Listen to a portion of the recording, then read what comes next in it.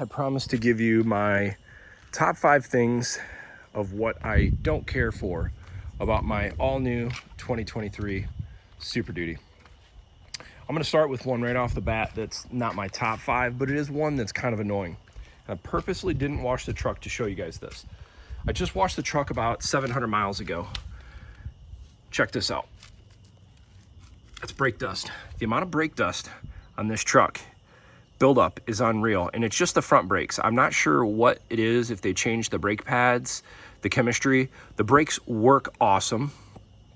No sounds, no noises. It's just the brake dust. I think this is probably a simple fix if you want to just fix it yourself, but the brake dust is kind of annoying. And it's just the front. Because if you look at the rear, nothing, no brake dust. So not huge, honestly, not a big deal, but it is something that I would like to see changed, because I don't think you're going to see this on some of the other HD trucks. Another thing that I'm not a huge fan of, to be fair, is the paint quality. I've looked around this truck and saw lots of little paint imperfections. Nothing huge per se, but just little things. Like, I'm going to show you guys one spot right here. I'm going to go right down the bedside here and see if you can see it, like right there. The wind there. See if you can kind of see it. There's a little, like, almost looks like little dents. Like, here's another spot right there. And you can't see it, but anyhow, there's like 2 imperfections right in this area that it's not a big deal, but in the right light, it's super annoying. Let's see if you can see the shadows hit on it. You sort of can see it a little bit right there. But anyhow, that kind of, for a truck this expensive, I feel like I would like to see a little bit, a little bit better paint perfection on something like this. But that's just me. I've had a lot of Ford trucks. I was trying to add up the other day. I think this is like at least my 10th Super Duty. And this is my 2nd Illuma Duty. So 2020, I had first, which had the same transmission and a lot of the updates that the 2020s received over the 2017 to 2019s. So anyhow, that's number 2. Number 3, and this might be, to be fair, probably one of the most annoying things that this is the one to me that is just disappointing. The center console creak is just absolutely unacceptable. I don't know how to be more politically correct or nice about it, but this just drives me insane. I just can't believe this is acceptable. My 21 Raptor doesn't do this, and I know if you get the Platinum, the ones covered with leather, they don't do this, but I don't like that. I bet they come up with some sort of service bulletin or fix, or if anybody's got a great way to fix this, I'd love it, because when I'm driving down the road, my wife's knee on that side, rubbing up against it, I don't care for that. Here's the next big complaint. You get in the truck, and there's a lot of startup sequences that take place. Now, I just fired the truck up here about a minute ago, so I think some of the stuff is kind of already started, but if the first time you get in the vehicle, there's all kinds of displays, the connectivity between the CarPlay and all the gauges. It takes a while for everything to connect. I purposely just kind of watched for the CarPlay to kick in, the wireless CarPlay, and it's about 40 seconds. So if you're on a phone call and it's got to transfer over the connectivity in the vehicle, now that's not just an issue with Ford or the Super Duty, but it is something in this Super Duty that I feel like could be a little bit better. The other thing that is annoying to me, and a lot of owners share the same complaint, is this whole menu right here. I've got my little extender, that's my little cheater that goes on my seatbelt just to get rid of some menus, but I wish this menu never came up when you start the vehicle. I just wish it went to whatever you viewed last is what comes up. So let's just say it was trip 1. I wish when I get in the vehicle, it would just be trip 1.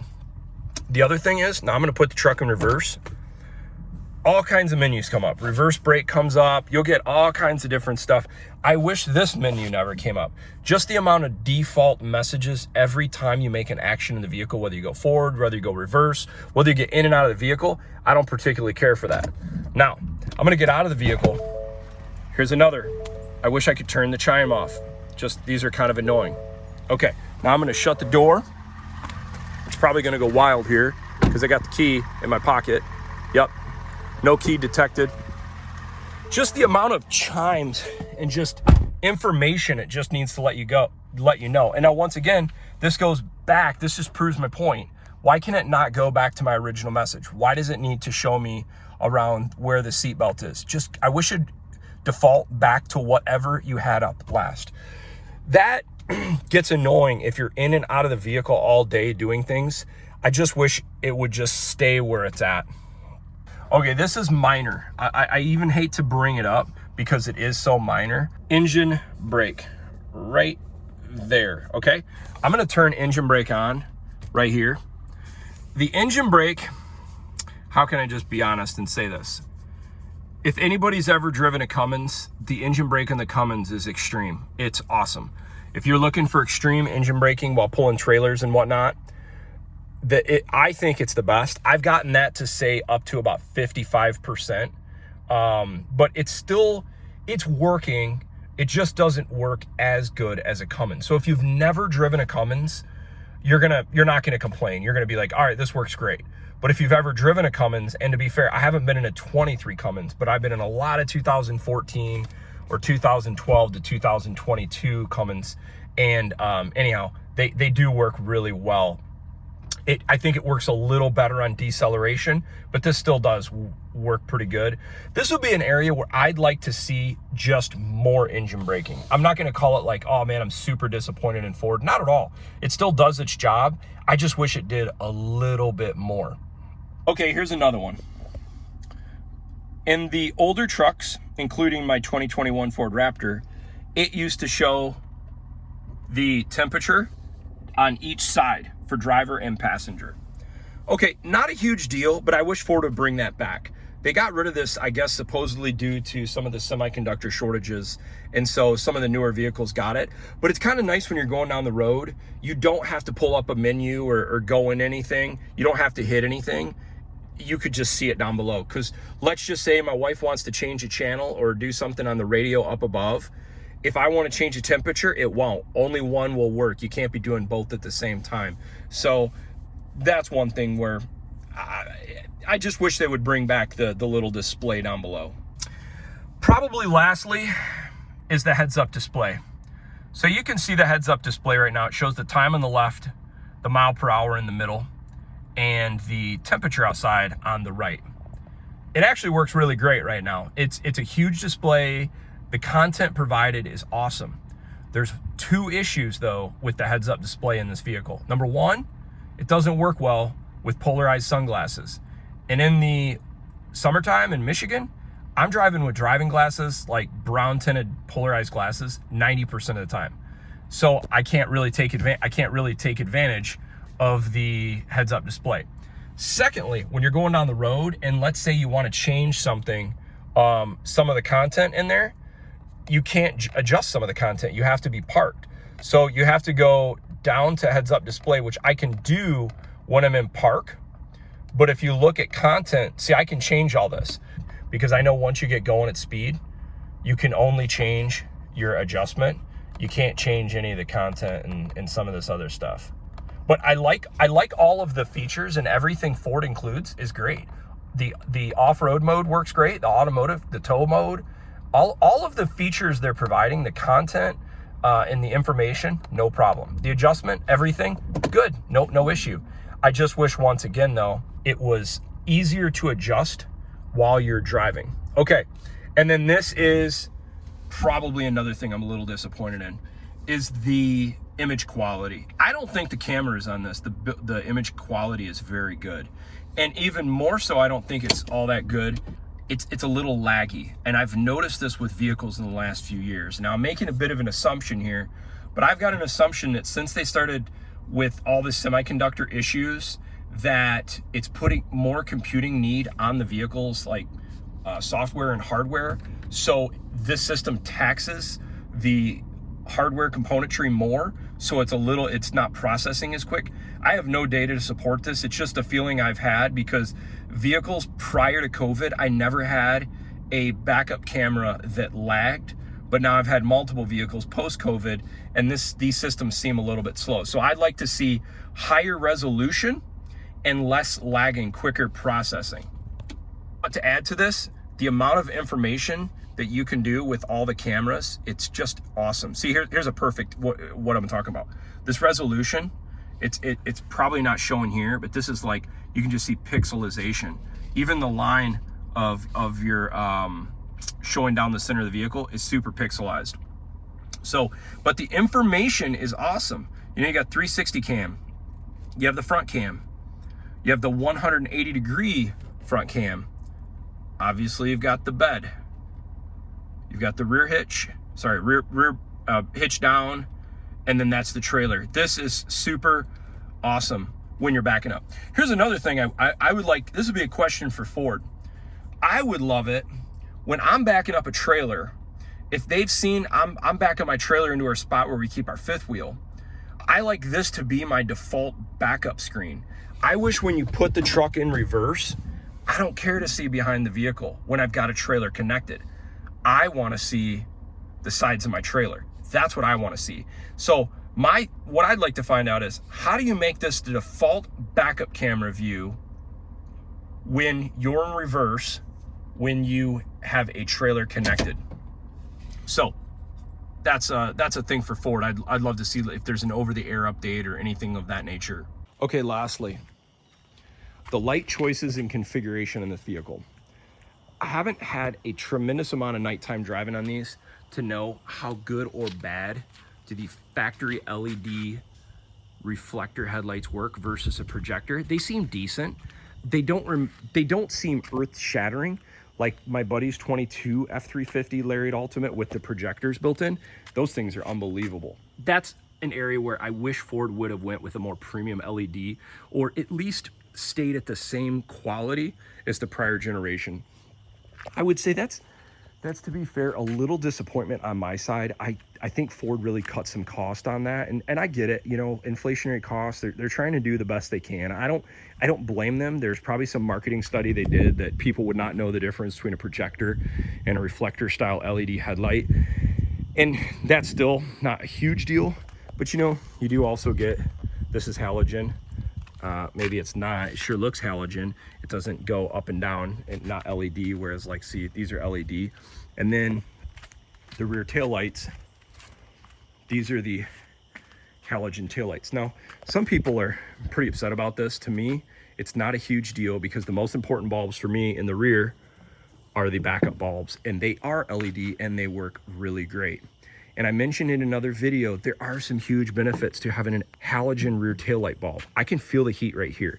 So if you're driving during the wintertime, I would be curious, and this winter I'm gonna be paying attention to this, but I bet you this rear taillight bulb works better at keeping snow off the back of your truck on your taillights than if you had an LED rear taillight. So not a big deal. And for people that end up damaging the corner of their truck and need a new taillight, I bet you that's a much cheaper taillight to replace than the taillight in say a platinum or higher trim level.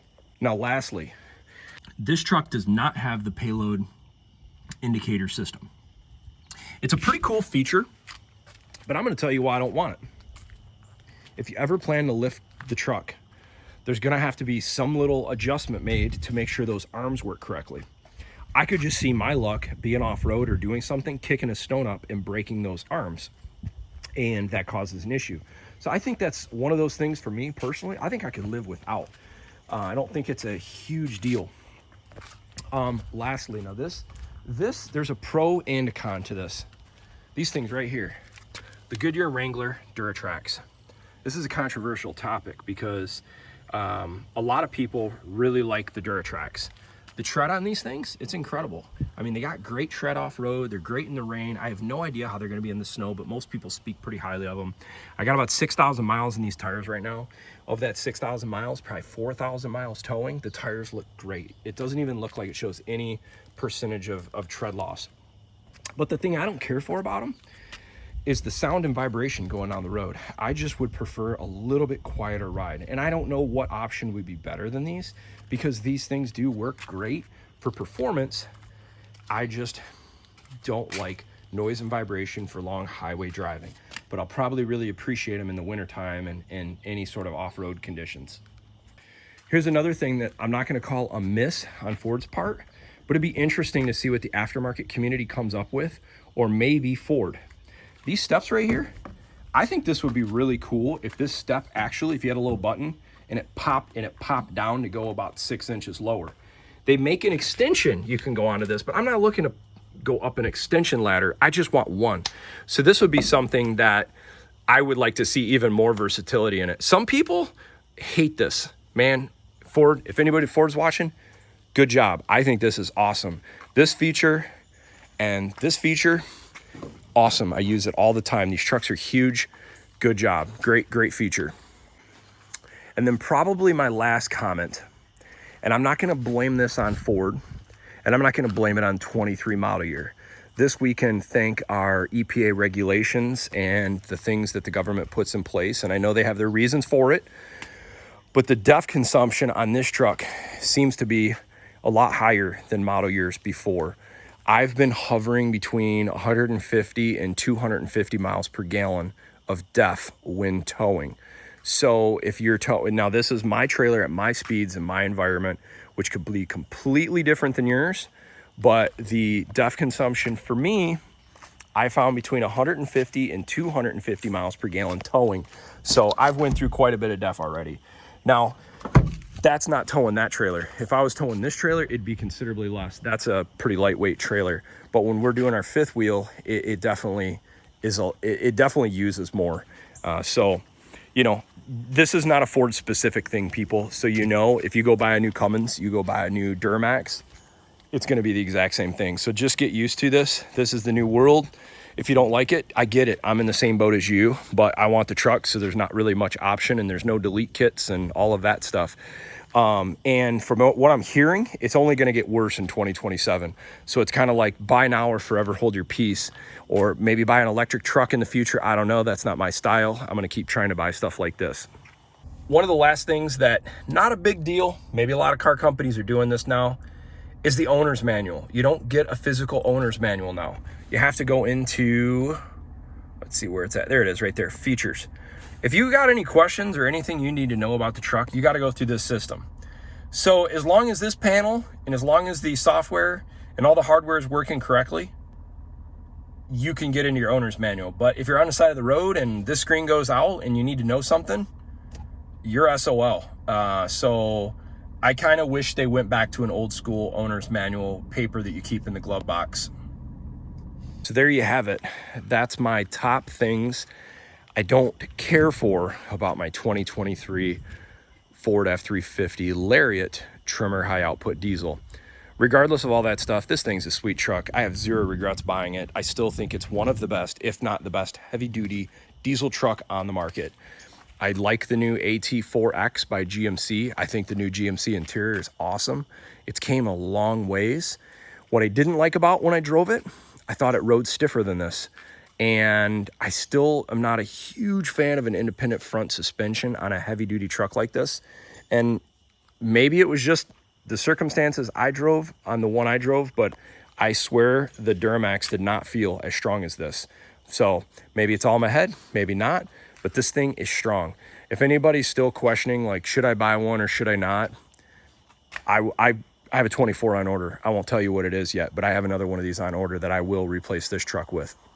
So anyhow, thanks for watching. Hope you enjoyed this video. Hope it helps your purchase or what you're thinking about getting, helps you a little bit more in making an educated purchase.